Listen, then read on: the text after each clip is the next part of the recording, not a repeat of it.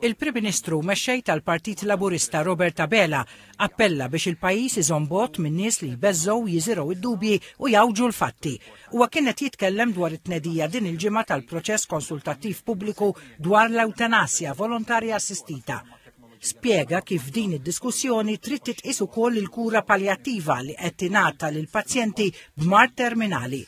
Il-Prim Ministru qal il-proposti li ħareġ bihom il-Gvern jinkludu salvagwardji meħtieġa u stiedel lin nies jikkonkorru f'din il-konsultazzjoni pubblika biex isemmew leħinhom dwar dan is-suġġett. Id-diskussjoni li ħasem fiha l-Prim Ministru Abela kienet xprunata minn grupp ta' żgħażagħ li miegħu trattaw diversi temi.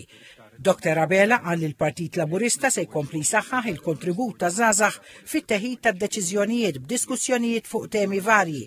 Irrefera l-kontribut li ta' il-Youth Advisory Forum meta ġiet trattata l-eutanasja volontarja assistita qabel dan is-suġġett tela f'livell ta' kabinett. Dwar is-sentenza tal-Qorti Ewropea tal-Ġustizzja dwar il-programm ta' ċittadinanza b'investiment, il-Prim Ministru qal li se jirrispetta u rrimarka kif minkejja l-ġid li nħoloq b'dan il-programm, Roberta Mezzola, Simon Busuttil u David Casa ħarġu jiċċelebraw kontra Malta. Għal il-Gvern qed jaħdem fuq emendi leġislattivi biex jiġu rispettati l-prinċipji li joħorġu mis-sentenza.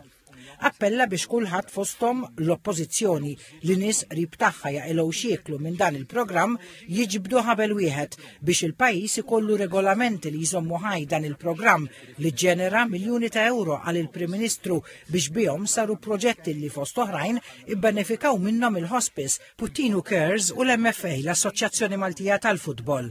Dwar is-servizzi soċjali f'sitwazzjonijiet ta' koppji miż-żewġa li infirdu, il-Prim Ministru Abela spjega kif il-Gvern qed jerfa' bosta realtajiet soċjali, irrefera fost oħrajn għall-equity sharing li permezz tagħha il-Gvern jidħol bi sħab ma' persuna li ma jkollix biżejjed flus biex tixtri appartament. Dwar l-edukazzjoni il-Prim Ministru Abela qal li din tibqa' ċavetta tal-progress ekonomiku u soċjali tal-pajjiż u ħeġġeġ li żgħażagħ jibqgħu jistudjaw u jinvestu fihom infushom.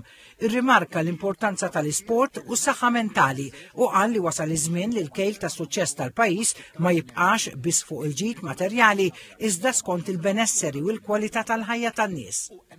Suġġett ieħor trattat kien is-sistema ġudizzjarja bil-Prim Ministru Abela jgħid li qatt ma sar investiment fil-qrati daqskemm sar illum, mhux biss billi żdied l-ammont ta' ġudikanti iżda wkoll fil-kundizzjonijiet tax-xogħol tagħhom.